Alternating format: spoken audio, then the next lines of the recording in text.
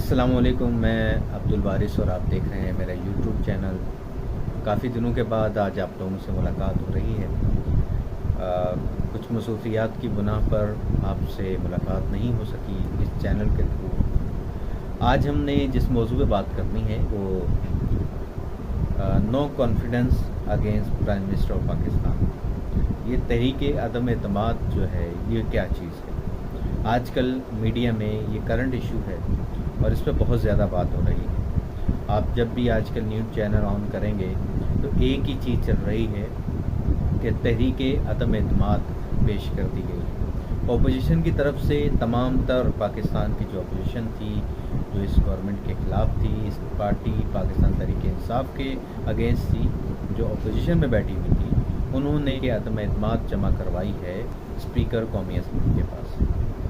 आज इस वीडियो के अंदर हम बेसिक चीज़ें समझेंगे कि ये तहरीक जो पेश की गई है क्या चीज़ है और किस तरह ये पेश की जा सकती है, इसके आउटपुट क्या है और किस तरह ये इसकी वोटिंग होगी, किस तरह इस पर अमल दरामद होगा और कॉन्स्टिट्यूशन ऑफ पाकिस्तान इस बारे में क्या राय देता है और इसका तरीक़ाकार क्या है, इसकी कानूनी हैसियत क्या है, कौमी असम्बली के अंदर ये तहरीक कैसे पेश की जाती है और इस पर अमल दरामद कैसे। पहली चीज़ ये समझिएगा कि पाकिस्तान का कोई भी प्राइम मिनिस्टर वज़ीर आज़म जो है वो कौमी असम्बली से अगर उसके पास 172 वोट हैं, अगर वो 172 वोट हासिल करता है तो वो पाकिस्तान का वज़ीर आज़म बन जाता है और वो हुकूमत बनाने की पोजीशन पे आ जाता है और फिर वो अपने वज़रा बनाता है, अपनी टीम बनाता है और फिर वो पाकिस्तान पे जो है वो हुकूमत रन करता है। जब अपोजिशन ये समझती है कि जो इस वक्त का वज़ीर आज़म है अब उसके वोट कम हो गए और बहुत से MNA जो उनकी पार्टी से ताल्लुक़ रखते हों या कुछ ऐसी पार्टियां जिनके साथ मिलकर उस वज़ीर आज़म ने जो उस पार्टी ने हुकूमत बनाई हो वो उससे नाला हो गए हैं, नाराज़ हो गए हैं, अब वो उनके हक़ में नहीं रहे। लिहाजा वो आइन ने उन्हें ये हक़ दिया है और आइन का पाकिस्तान के कॉन्स्टिट्यूशन का आर्टिकल 95 जो है वो इस तरह बयान करता है कि जब भी मुल्क की अपोजिशन ये समझेगी, पार्टियां समझेंगी, MNAs ये समझेंगे कि जो सिटिंग प्राइम मिनिस्टर है अब वो जो है वो अपने वोट लूज़ कर चुका है, कॉन्फिडेंस लूज़ कर चुका है कौमी असम्बली के अंदर। जो 172 लोगों ने उसे वोट देकर वज़ीर आज़म बनाया था, अब उसमें बहुत से लोग या कुछ लोग जो कि 172 से कम हो जाएं, वो क्यों 5 ही क्यों ना हो, वो जो है वो मुखालिफ हो गए हैं और वो अपना वोट जो है वो इस प्राइम मिनिस्टर को नहीं देंगे नेक्स्ट चलकर और उसकी मुखालफत में है, तो वो इस इकरारदाद को पेश कर सकते हैं कौमी असम्बली के। पहली चीज़ हम अब चलते हुए जो पहली चीज़ सेकंड और थर्ड हम समझेंगे, हम इसमें समझेंगे कि इसका तरीक़ाकार क्या होगा, इसकी आइनी हैसियत क्या होगी और इसका रिज़ल्ट क्या आ सकता है। पहली चीज़ ये समझिएगा कि जब भी कोई अपोजिशन ये समझती है कि सिटिंग गवर्नमेंट अपना हक़ हो चुकी है, अब उसके पास इतने MNAs की तादाद जो है वो हक़ में नहीं रही, तो वो इकरारदाद ला सकते हैं। अब ये दो लोगों के ख़िलाफ़ आ सकती है, पहली इस वक्त के मुल्क के वज़ीर आज़म के ख़िलाफ़ और दूसरी कौमी असम्बली के स्पीकर के खिलाफ। अब ये राइट हासिल है अपोजिशन को कि वो पहले किसके ख़िलाफ़ लाना चाहते हैं, आया वज़ीर आज़म के ख़िलाफ़ लाना चाहते हैं या स्पीकर कौमी असम्बली के ख़िलाफ़ लाना चाहते हैं। तो पहली बात तो ये है कि उन्हें ये आइनी हक़ हासिल है किसी भी अपोजिशन को कि वो 95 आर्टिकल 95 के तहत वो इस इकरारदाद को ला सकते हैं। दूसरी बात कि इसका तरीक़ाकार क्या होगा। पहली चीज़ ये समझ लीजिए, दो पार्ट हैं इसके, मैंने कहा वज़ीर आज़म के ख़िलाफ़ भी आ सकती है और स्पीकर कौमी असम्बली के ख़िलाफ़ भी आ सकती है। अब अगर वज़ीर आज़म के ख़िलाफ़ लानी है तो उसके लिए ओपन वोटिंग होगी, जो उसका तरीक़ाकार ये है, मैं बताते हुए जल्दी से आगे चला जाऊंगा कि ओपन वोटिंग होगी। बाई पर्सन जो है वो फ्रंट पे MNA आएगा और एक साइड पे जाएगा और सबको नज़र आएगा कि ये MNA जो है वज़ीर आज़म के ख़िलाफ़ है और उन्होंने उसके अगेंस्ट वोट दिया है और ये MNA ने वज़ीर आज़म के हक़ में जो है वोट दिया है। जबकि इन दी अदर हैंड जब ये स्पीकर के ख़िलाफ़ आएगी तो उस पर खुफिया वोटिंग होगी। आइन में यह है कि उस पर खुफिया वोटिंग होगी, यानी कि किसी को सामने आने की ज़रूरत नहीं है। जिस तरह आम इंतखाबात में इंतखाब होते हैं कि एक MNA अपनी जो है वो स्लिप लेगा और उसमें 2 कॉलम होंगे, एक स्पीकर के अगेंस्ट और एक स्पीकर के हक में। वो जिस पे चाहे स्टंप लगा दे और फिर उसको बॉक्स में डाल दे।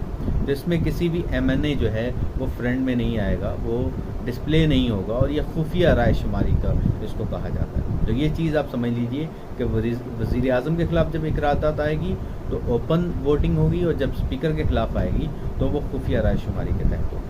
अब हम समझते हैं इसका तरीक़ाकार। इसका तरीक़ाकार क्या है कि कौमी असम्बली में इस वक्त MNA की जो तादाद है वो 342 है। तो आइन ये कहता है कि मिनिमम 20% MNAs, जो कौमी असम्बली की टोटल MNA की तादाद है उसका 20% MNA एप्लीकेशन लिखेंगे और उस पर साइन करेंगे। इस इकरारदाद को जो रिटन फॉर्म में होगी उस पर 20% MNAs के साइन होंगे। साइन होने के बाद कुछ लोग उनमें से मुंतखब किए जाएंगे, 2 से 3 लोग, वो जाएंगे और स्पीकर कौमी असम्बली के ऑफिस पे जाके जमा करवा देंगे इकरारदाद। अब ये तरीक़ाकार दोनों के लिए है, स्पीकर के लिए भी यही तरीक़ाकार है और वज़ीर आज़म के लिए भी यही तरीक़ाकार है कि दोनों का अगेंस्ट जो है इस तरह इकरारदाद जो है वह जमा हो जाएगी। अब दूसरी चीज़ समझ लीजिए कि अगर कौमी असम्बली का इजलास चल रहा है, वो कंटिन्यू है, तो फिर क्या होगा कि 3 दिन के अंदर 3 दिन लिए जाएंगे और 3 दिन के अंदर स्पीकर कौमी असम्बली तमाम MNAs को नोटिस जारी करेगा कि आप जो है 3 दिन के बाद इजलास है, लिहाजा आप कौमी असम्बली में तशरीफ़ ले आएँ कि इस दिन वोटिंग है और अपना हक दही जो है वो इस्तेमाल कर रहे हैं। वो अपोजिशन के हों, वो हुकूमत के हों, जितने भी MNA इस वक्त सिटिंग जो जीत के आए हैं 342 की तादाद में, वो सबको नोटिस जारी करेगा। मिनिमम 3 दिन है कि 3 दिन के अंदर करेंगे या मैक्सिमम 7 दिन है। तो 3 से 7 दिन के अंदर इस जो इकरारदाद है इसके ऊपर कार्रवाई जो है करती जाएगी। अगर दूसरी बात यह है कि अगर कौमी असम्बली का इजलास नहीं हो रहा इस वक्त, जिस वक्त ये इकरारदाद जो है वो जमा करवाई जा रही है, तो कौमी असम्बली का इजलास नहीं हो रहा, तो इसके साथ क्या करेगी अपोजिशन, एक और दरख्वास्त लगाएगी कौमी असम्बली के स्पीकर को उनके ऑफिस में जमा करवाएगी कि हमें इस इजलास को बुलाया जाए, और उस पर भी 20% MNA जो है वो साइन करेंगे और वहाँ जमा करवा दी जाएगी। अब स्पीकर आइन के तहत इस बात का पाबंद है कि वो 14 दिन के अंदर नहीं, 15वें दिन के अंदर वो कौमी असम्बली का इजलास बुलाएगा। और कौमी असम्बली का इजलास 15 दिन के, मैक्सिमम 15 दिन हैं, तो 15 दिन के अंदर इजलास होगा, और नेक्स्ट 7 डे मैक्सिमम 7 दिन अगले हैं जिसके अंदर जो है वो उस इकरारदाद पर वोटिंग हो जाएगी और ये फैसला हो जाएगा कि जो इकरारदाद पेश की गई है वो स्पीकर के ख़िलाफ़ है या प्राइम मिनिस्टर के ख़िलाफ़ है, उस पर वोटिंग हो जाएगी और उसका आउटपुट रिज़ल्ट आ जाएगा कि आया वो इकरारदाद जो है वो कामयाब रही, सक्सेसफुल रही, अगेंस्ट जिसके भी पेश की जा रही है, तो वो अपने ओहदे से फारिग हो जाएगा। पहली सूरत तो ये है, और दूसरी सूरत भी मैंने पहले 2 सूरतें आपको दोनों को बता दी। पहली ये कि अगर इजलास कंटिन्यू है तो फिर भी ऐसा होगा, फिर 7 दिन के अंदर फैसला हो जाएगा। और अगर इजलास नहीं हो रहा तो एक दरख्वास्त के तहत जो अपोजिशन ने जमा करवाई थी स्पीकर के ऑफिस के अंदर, नेशनल असम्बली के स्पीकर के ऑफिस, तो उस पर 14 दिन के 15 दिन के अंदर इजलास हो जाएगा और 7 दिन के अंदर उस पर वोटिंग हो जाएगी।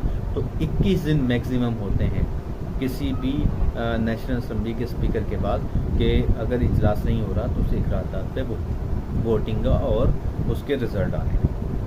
अब इस पे आप एक चीज़ और समझ लें कि अगर जो इकरारदाद पेश की गई थी उसकी फेवर में अगर वोट आ जाते हैं और जो उस वक्त का वज़ीर आज़म है वो 172 से कम वोट लेता है, तो स्पीकर साहब जो हैं उनके ख़िलाफ़ जो है वो जब रिज़ल्ट अनाउंस करें।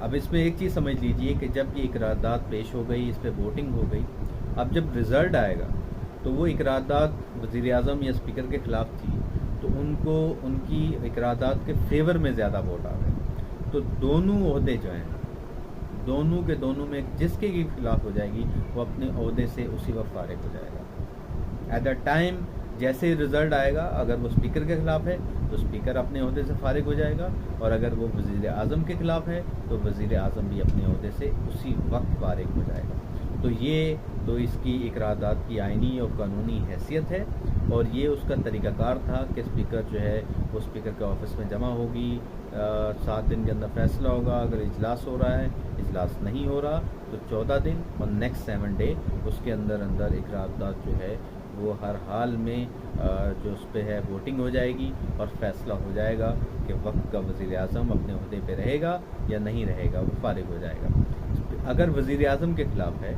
तो स्पीकर कौमी असम्बली उसी वक्त सदर साहब को जो है वो रिज़ल्ट भेज देगा और उन्हें इन्फॉर्म कर देगा कि प्राइम मिनिस्टर साहब जो हैं वो अपने जो इख्तियार है, जो ओहदे का इख्तियार उनके पास था, वो उनके ख़िलाफ़ नो कॉन्फिडेंस की जो इकरारदाद थी उसके ख़िलाफ़ वोट आ गए हैं, लिहाजा वो प्राइम मिनिस्टर जो हैं वो अपने ओहदे पे नहीं रह सकते, तो ये उसी वक्त फारिग हो जाएंगे। अब हम समझते हैं इसके तरीक़ाकार को कि कौमी असम्बली के अंदर ये इजलास कैसे होगा, ये इकरारदाद की जो वोटिंग है वो कैसे होगी, ज़रा उसकी तरफ चलते हैं।